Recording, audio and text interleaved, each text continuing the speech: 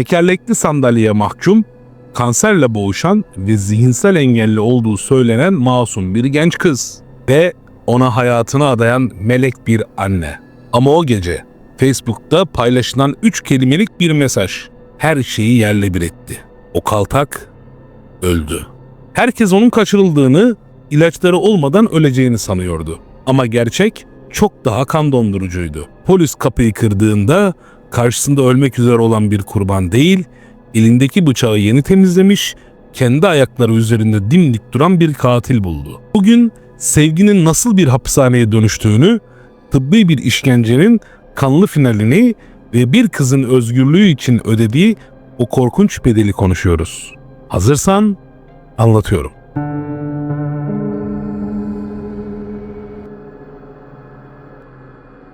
Her şey 27 Temmuz 1991'de başladı. Gypsy Rose dünyaya geldiğinde aslında sapasağlam bir bebekti. Ancak annesi Dee Dee Blanchard için Gypsy bir evlat değil, hayatı boyu sürecek bir kazanç kapısı ve manipülasyon nesnesiydi.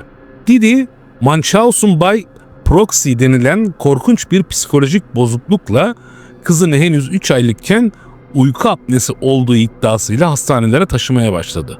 Gypsy büyüdükçe bu sahte hastalıklar listesi bir kabus gibi uzadı. Lösemi var, astım var, epilepsi var, şeker hastalığı var, işitme kaybı var ve MS var. Var da var. Didi sadece bir yalancı değil, eski bir hemşire olmanın verdiği avantajla tıp dünyasını parmağında oynatan bir manipülasyon dehasıydı. En büyük silahı kayıp kayıtlar stratejisiydi. 2005'teki Katerina kasırgasını hayatının fırsatına çevirdi bu kadın. Her yeni doktora tüm kayıtlarımız selde yok oldu, kasırga aldı götürdü diyerek tertemiz bir sayfa açıyordu. Bu kadın Gypsy'ye aslında ihtiyacı olmayan onlarca ameliyat yaptırdı. En korkunçlarından biri Gypsy'nin tükürük bezlerinin alınmasıydı.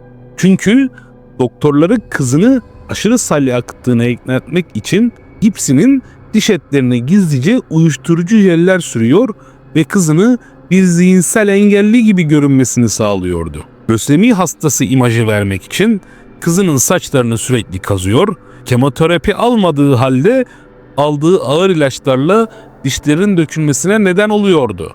Babalar, bir annenin kızına bunları yapabileceğine inanmak güç değil mi?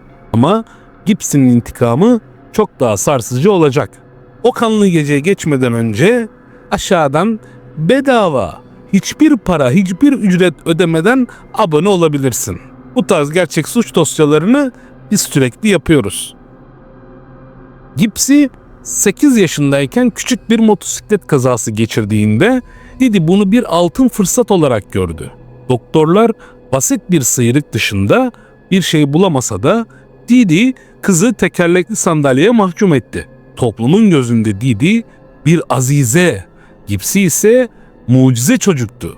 Hayır kurumları onlara bedava ev inşa ediyor, Disney gezileri düzenliyor ve Miranda Lambert gibi yıldızlarla buluşturuyordu. Ancak o pembe evin kapıları kapandığında Gypsy'ciğim yürüyebiliyor, normal yemek yiyebiliyor ve yaşından daha olgun düşünüyordu. Didi kızı üzerinde tam bir tıbbi gaz lambası uyguluyordu. Medical gaslighting. Ona gerçek yaşını bile yalan söylemişti. Gypsy zavallı kız kendini 18 yaşında sanıyordu. Ama aslında gerçek çok farklıydı. Gypsy 23 yaşındaydı. Didi dünyayı Gypsy'ye bir düşman gibi gösteriyor. Özellikle babası Rod'u uyuşturucu bağımlısı ve kızını aramayan biri olarak tanıtıyordu. Oysa Rod kızını çok seviyor, her doğum gününde arıyor ve Didi'nin sakladığı 1200 dolarlık aylık desteği düzenli olarak gönderiyordu. Gypsy'nin tek kaçış noktası annesinin ağır uyku ilaçlarıyla sızdığı gecelerde girdiği internet alemi. 2012 yılında Gypsy internette Nicholas ile tanıştı. Nicholas kendini Victor adında karanlık bir kişilik olduğunu iddia eden BDSM ve kurt adam fantazileri olan bir gençti. İkili Disney'in Cinderella filminde gizlice buluştuklarında Gypsy kararını vermişti. Didi ölmeden özgür olamazdı. Çünkü Didi bir kaçma teşebbüsünden sonra Gibbs'i bir de yatağa zincirlemiş ve bilgisayarına el koymuştu. 14 Haziran 2015 gecesi profesyonel bir suikast planı gibi işlendi. Nicholas, Wisconsin'den otobüste geldi. Gibbs ona evin kapısını açık bıraktı. Eldivenleri ve mutfaktan seçtiği en keskin bıçağı bizzat elleriyle teslim etti. Nicholas yatak odasına girip Didi'yi tam 17 kez bıçak darbeleriyle katletti. Gibbs yan odada banyoya sığındı ve elleriyle kulaklarını sımsıkı kapattı. Didi uykusundan uyanıp "Gibbs'i yardım et" diye haykırdı ama kızı kapının ardında sessizce bekledi. Cinayetten hemen sonra ceset daha yan odada soğumamışken Gibbs'i ve Nicholas'ın evde cinsel ilişkiye girmesi davanın en sarsıcı detaylarından biri olarak kayıtlara geçti. Didi'nin sakladığı 4.000 doları alıp kaçtılar ama Gibbs'i bir iz bırakmak istiyordu. Cesedin orada çürümesine gönlü el vermediği için Facebook hesaplarından o meşhur mesajı paylaştı. O kaltak öldü. Altına gelen yorumlarda ise cesedin bulunmasını garantilemek için daha korkunç detaylar yazıldı. Polis bu mesajlardan gelen şikayetlerde eve girdiğinde yatak odasını kanlar içinde buldu. Herkes tekerlekli sandalyedeki o çaresiz kızın kaçırıldığını, ilaçları olmadan öleceğini sanıyordu. Ancak IP adresi takibiyle Wisconsin'deki eve baskın yapıldığında dünya şoke oldu. Gibbs Ross tekerlekli sandalye olmadan kendi ayakları üzerinde dimdik duruyordu. Sorgu odasındaki anılar ise tarihe geçti. Gibbs'i önce o meşhur çocuksu ve tiz ses tonuyla konuştu. Ancak dedektifler önüne Nicholas ile olan mesajlarını koyduğunda maske bir anda çatladı. Gibbs'in sesi birden kalınlaştı. Bakışları sertleşti ve karşısındakinin masum bir çocuk değil, hayatta kalmak için her şeye göze almış 23 yaşında bir kadın olduğu anlaşıldı. "İnsanların yürüdüğümü bilmesini istemiyorum" dedi. Çünkü hala o kurban rolüne sığınıyordu. Mahkeme sürecinde Gibbs'i cinayete azmettirmekten 10 yıl, Nicholas ise ömür boyu hapis aldı.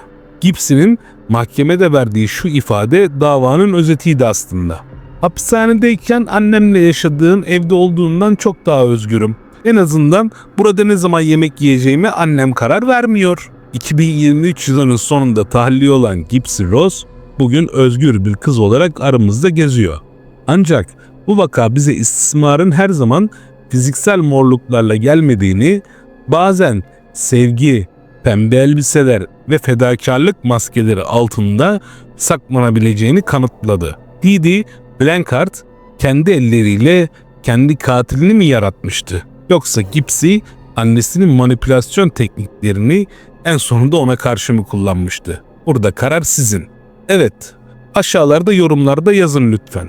Sizce Didi katledilmeyi hak etti mi? Gibbs'i masum mu? Özgürlüğü için mi yaptı bunları? Ben bu işin içinden çıkamadım.